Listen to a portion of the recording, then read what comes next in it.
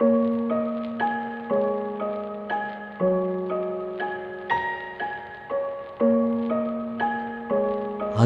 කතා Stories of the Hearts.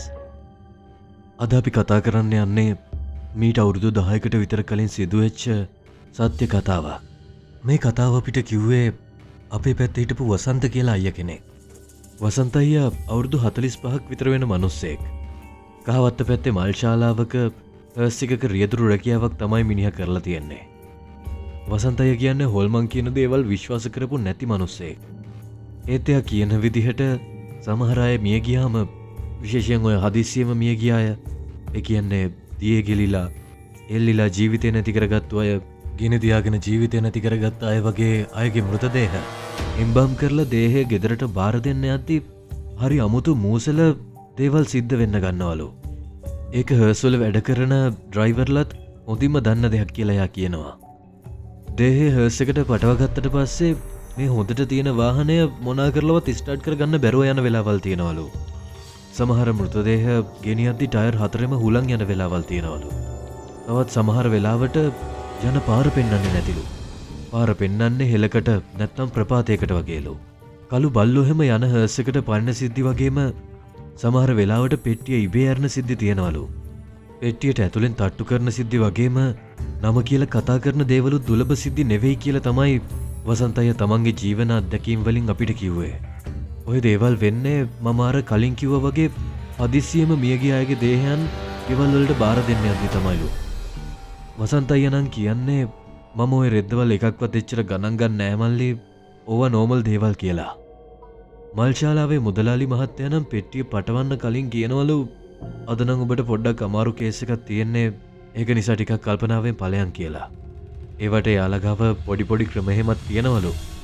කොහොමත් ඔය හර්ස් ඩ්‍රයිවර්ලා දේහයක් අරන් යද්දි පොඩ්ඩක් විතර මදු විතින් උගුරකට තෙමාගෙන තමයිලු ඔය රස්සාව කරනවා කියන්නේ. වසන්ත අයියාගේ හර්ස් එකට නම් ගෝලෙක් ඉඳලම නැහැ.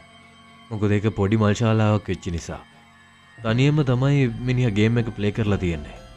දන්නවනේ ඉතින් ඔය රස්සාවට රැයක් දවාලක් නැහැ.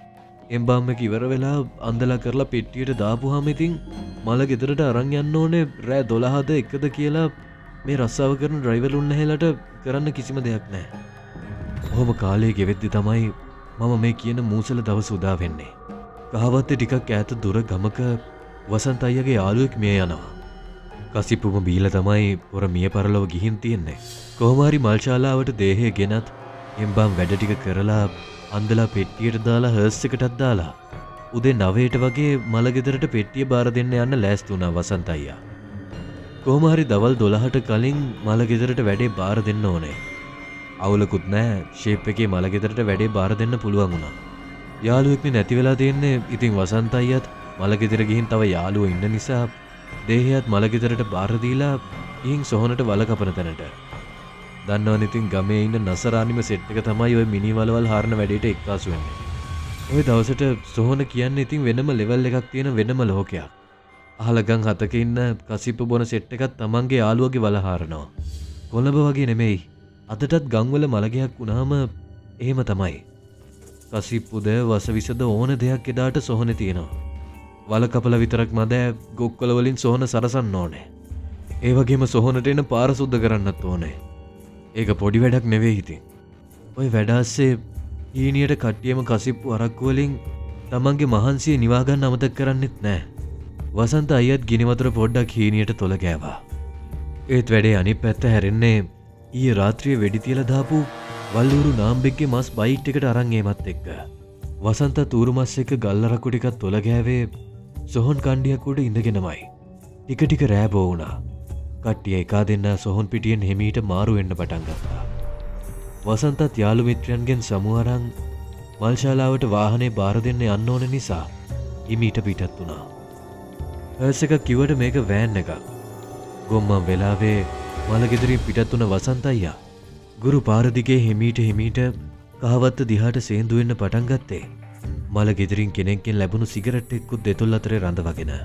ලාවට පොද වැස්සත් ගුරුපාර තෙමාගෙන පහත් වෙද්දී කම්මැලිකම යන්න වාහනේ තිබුණු සෙට් එකේ යාන්තමට FM channel එකක් අල්ලගෙන සින්දුවකුත් අහන ගමන් කහවත්තට පල්ලම් බහින ගමන් තමයි මේ වසන්ත අයියා හිටියේ. ඒ වතු පහු කරගෙන කුඹුරු යායවල් මැද්දෙන් පොද වැස්සෙම ඉදිරියට එන්නේ හර්ස් එකේ කහපාට මලානික ලාම්පු දෙකේ පිහිටෙන්. ඒ පාර ගොඩක් පාළු පාරක්. ඉඳහිට මනුස්සෙක් බයික් කට්ටකින් එහෙ මෙහෙ වුණාට වෙන කිසිම මරුස්ස පරාණයක් ওই පාරෙන් එන්නෙම නැහැ. වෙලාවත් දැන් හැන්දෑවේ 7:15ට විතර ඇති. ඈතින් පේනවා පාරේ දෙපැත්තම වවලා තියෙන රබර් යාය. ඉතින් ওই රබර් යාය පුද්ගලික සමාගමකට අයිති රබර් වත්තක්. දවල්ටත් මුළු පාරම පාළුයි වගේම කළුවරයි. එහෙම තියෙන්නේ දෙපැත්තෙම තියෙන රබර් ගස් මණ්ඩිය නිසා. පොද වැස්සත් ලාවට යනකොට රබර් වතු කෑල්ල පටන් ගන්න හරියදී වසන්ත අයියට දැනෙනවා අමුතු සීතලක්. ඒත් මිනිහා ඕක එච්චර ගණන් ගන්නේ නැහැ. ඒත් ඔන්න ඔය වෙලාවෙම වාහනේ සෙට් එක මාරු වෙන්න ගන්නවා. කිසිම FM channel එකක් ඒ වෙලාවේ වසන්ත අයියට අහුවෙන්නේ නැහැ. ඒ අස්සේ සෙට් එක ඇතුලෙන් ජරබර කාලා සද්දයක් එන්න ගත්තා. ඒ කංකරච්චල් සද්ද තමයි සෙට් එකෙන් නොනවත්වාම ඇහෙන්නේ. අතින් සෙට් එකට පාරක් දුන්නත් කිසිම වෙනස්කමක් සිද්ධ වෙන්නේ නැහැ. පාරෙත් බලු කපුටෙක් නැහැ මේ වෙලාවේ. ඒත් ඇති රබර් වැත්තේ මැදක් හරියෙන් වසන්ත අයියට පේනවා යම්කිසි ඡායාවක්. වසන්තත් වාහනේ කහපාට මලානික හෙඩ්ලයිට් එක ගහන්නේ මොකද්ද මේ ඡායාවක් කියලා වඩා හොඳින් දැක බලා ගන්න. රේඩියෝ එකත් ජරබර ගාද්දී වසන්ත අයියා ඈතින් දැක්කේ ගෑණියෙක් සාරියකුත් ඇඳන් පාර අයිනේ කළුවරේ ඉන්නවා. දැන් නම් වසන්ත අයියට අමුත්තක් තේරුම් ගිහිනොයි හිටියේ. මොකක්ම හරි නොවිය යුතු දෙයක් වෙන්න යනවා කියලා ඔහුට තේරුණා. FM මීටරේ වැඩ නොකරන්නයි අර ගෑනු කෙනාව දැක්ක කාලපරාසයයි අතර ගත්තොත් විනාඩි 4ක් වගේ ඇති උපරිම. දැන් නම් මිනිහට ෂුවර් මේ මනුස්ස පරාණයක් නෙවෙයි පොරට පේන්න ඉන්න කියලා. අනිකේ ගෑනු ආත්මය පේන්නේ නිකන් දුමාරයක් වගේ. මූණ එහෙම කිසිම පැහැදිලිකමක් නැහැ. ඒත් කොණ්ඩයක් තියනවා කියලා පේනවා. සාරියකුත් ඇඳන් ඉන්න කියලා පේනවා. කසිකබල් හර්ස් එක පෑගුවට ආයෙන් යන්න පුළුවන් වාහනයකුත් නෙමෙයි වසන්ත අයියට තිබුණේ. කරන්න කිසිම දෙයක් නැහැ. වෙන ඕන දෙයක් වෙද්දෙන් කියලා පාරේ ඉස්සරහට යන්න විතරයි ඔහුට ඉතුරු වෙලා තිබුණේ. ටිකෙන් ටික මේ අමනුස්ස පරාණයට වසන්ත අයියා ලං වෙනවා. කොහොම හරි වාහනයට මේ ගෑනු කෙනාව පහු කරගෙන යන්න ලැබෙනවා. පහු වෙද්දිම වසන්ත අයියා ඇස් කොනෙන් එයාගේ පැත්තෙම ඉන්න මේ අමනුස්ස ආත්මය දිහා බලනවා. එතන හිටියේ ලා නිල් පාට නියෝන් ලයිට් එකක් වගේ එළියක් තියෙන ගෑණියෙක්. මූණ පැහැදිලි නැතත් ඇස් නහය කට ලාවට මෙයාට පෙනෙලා තියෙනවා. බය වැඩිකමට පොරට දාඩියක් දාලා. පහුවෙලා ටික දුරක් යද්දී සයිඩ් කණ්ණාඩියෙන් අර අවතාරේ ඉන්නවද කියලා මෙයා හැරිලා බලලා තියෙනවා. වාසනාවකට හෝ අවාසනාවකට තවදුරටත් මේ ගෑනු පරාණේ හිටපු තැන පේන්න ඉඳලා නැහැ. ඒත් අර සෙට් එක නම් තාමත් යථා තත්ත්වයට පත් වෙලා තිබුණේ නැහැ. ওই වෙලාවේ තමයි වසන්ත අයියා සැනසුම් සුසුම් හෙලලා තියෙන්නේ. ඒත් වසන්ත අයියාගේ සැනසීම වැඩි වෙලාවක් තිබිලා නැත්තේ. ඒ වෙලාවේ වසන්ත අයියට දැනෙනවා වාහනේ එයා තනියෙන් නෙවෙයි යන්නේ කියලා.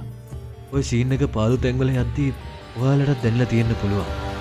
තනියෙන් ගියත් නොපෙනෙන දෙයක් වටපිටාවේ ඉන්නවා කියලා ඔයාට ජීවිතේ කිසියම් මොහොතක දැනලා තියෙන්න පුළුවන්. ගොඩක් වෙලාවට ඔයාට දැනෙන හැඟීම වැරදි නෑ. ඔයත් එක්ක ඒ වෙලාවේ තව කෙනෙක් ඉන්න පුළුවන්. නොපෙනෙන අමුත්තෙක් ඔයා ළඟ සැරිසරනවාමයි. අපිට පේන්නේ නෑ.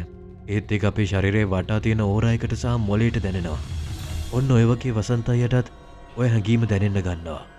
නිකමට වගේ සුක්කානමට උඩ හරියෙන් තියෙන ඇතුලේ පිටිපස්ස බලන කණ්ණාඩිය දිහා වසන්ත අයියා බලනවා. අන්නේ වෙලාවේ තමයි වසන්ත අයියට දෙයියෝ සිහි වෙන්නේ. වාහනේ පිටිපස්සේ ෂීට් පේලිය ගාව අර අවතාර ගෑණි වාඩි වෙලා ඉන්නව වසන්ත අයියට පෙනිලා තියෙනවා. ඔය වෙලාවේ තමයි වසන්ත අයියට තමන් කරපු ගොංකම මතක් වෙන්න ගත්තේ. අවස සෝන් කොතකට හේතු වෙලා මදුවිත තොල ගෑවේ ඌරුමස් එක්ක නේද කියලා එතකොට වසන්ත අයියට මතක් වුණා. ඒ වෙලාවේ නොහිතා කරපු දේ නිසා මේ තරම් හුස්ම නවතින සිද්ධියකට මුහුණ දෙන්න වෙයි කියලා වසන්ත තමන්ටම දොස් පවරන ගමන් තමයි වාහනේ ඉදිරියට ඇදුනේ. මොනවා කියලා කරන්නද? ඇස් කොනෙන් දෙවනි වතාවටත් බැලුවා. අර යක්ෂ ගෑණි තාමත් පිටිපස්සේ ෂීට් එකේ ඉන්නවා. පේන්නේ නිකන් දුමාරයක් වගේ ගෑණිව. දැන් නම් වසන්ත අයියගේ අතපය ගැහෙනවා. ඕන දෙයක් වෙච්ච දෙන් කියලා පුළුවන් උපරිමයට පාගලා වාහනේ රබර් වත්ත සීමාවෙන් එළියට ගෙනාවා. මේ හරියදී නම් ගෙවල් දොරවල් දෙක තුනක් තියෙනවා. ඔන්න ඔය වෙලාවේදී තමයි අර රේඩියෝ එකේ FM එක ආයෙ හරි ගිහින් තියෙන්නේ. ඔය වෙලාවේ ආපහු වසන්ත අයියා වාහනේ පිටිපස්ස බලලා තියෙනවා. එතකොට නම් අద్භූත ගැහණිය ඉඳලා නැහැ වාහනේ. කොහොම හරි වසන්ත අයියා ගිහින් තියෙනවා ආපහු මල්ශාලාවේ මහත්තයාගේ ගෙදරට. එතකොටත් ඔහු ටිකක් අසහිය වගේ ඉඳලා තියෙන්නේ. රෑ 8:30 වගේ වුණාලු වෙලාව. පාරෙන් වාහනේ මිදුලට දාපු වේගෙ එච්චර ඇල්ලුවේ නෑලු මල්ශාලාවේ මහත්තයට. ඒ නිසාම මිනිහා වාහනේ ගාවට දුවන් ගිහින් වාහනෙන් 80න් වගේ බැහැලා එන වසන්තට කතා කරලා තියෙනවා. වසන්ත මොකද උනේ කියලා අහලා. අන්න ඒ වෙලාවේ තමයි වසන්ත අයියා සිහිය නැතුව ඇදගෙන වැටිලා තියෙන්නේ. කොහොම හරි වසන්ත අයියව පිරිත් වතුර ඉහලා පිරිත් නූල් ගැට ගහලා ගොඩ අරගෙන තියෙනවා. ඉතින් ඔයාලට අතුරු කතාවකට කියලා කියන්න තියෙන්නේ. ඔය වගේ අදෘශ්‍යමාන බලපෑමට ලක් වුණ ඕනම කෙනෙක්ට ඒ බලවේගෙන් මිදිලා එන්න පුළුවන් වුණොත් පළවෙනියට මේ පුද්ගලයා එක්ක කතා කරන කෙනා ගාව එයා සිහිය නැතුව ඇදගෙන වැටෙනවා. ඒක නියත වශයෙන්ම සිදුවෙන දෙයක්. අඳුරු බලවේග ගැන හොයන කෙනෙක් විදිහට මම ඉගෙනගත්ත දේවල් වලින් කියන්න තියෙන්නේ සෑම ආත්මයකටම තමන්ගෙම කියලා සීමාවක් තියෙනවා නෝමලි. මේ අය තමන්ගේ සීමාවෙන් පිටට යන්නේ නැහැ. යන්නත් බෑ. උදාහරණයක් විදිහට ගෙවල් වල හදන බල්ලු බලලුන්ට පවා එයාලම හදාගත්තු සීමාවල් තියෙනවා. මම හිතන විදිහට අදෘශ්‍යමාන ජීවිත කියන්නේ එක් ජීවින් කොට්ටාශයක් තමයි. ඕපපාතිකව උපත ලබන මෙයාලටත් ඒ වගේම සීමාවල් තියෙනවා. ඒ වගේම තමයි කොච්චර අපි හොල්මන් දකින්න කොච්චර ආස වුණත් අපි හිතන වෙලාවටම දකින්න බෑ. කොහොමත් අපි පුළුඩු జాතියක් වගේ කාලා ඉන්නවනම් වැඩේ ගොඩක් ඉක්මනට වෙන්න ඉඩ තියෙනවා. කරවල කෑල්ලක් පුච්චලා කෑවත් ඇති ඉතින්. හැබැයි අනිවාර්යෙන් තනි වෙන්න ඕනේ. අවේලාවක වෙන්නත් ඕනේ. ඒ වගේම ඔයාගේ ග්‍රහ පිහිටීම අනිත් පැත්තට හැරිලා තියෙන්නත් ඕනේ. ඔන්න ඔය ක්‍රම ටික හරි පිළිවෙලටම වෙලා තියෙනවා නම් ඔයාට පුළුවන් ජීවිතේටම අමතක නොවන අත්දැකීමක් ලබා ගන්න. ඉතින් අදට අපේ කතාව ඉවරයි. තවත් කතාවක් ඔයාලට ළඟදිම අරන් එන්නම් හදවත් කතා YouTube channel එක තුලින්.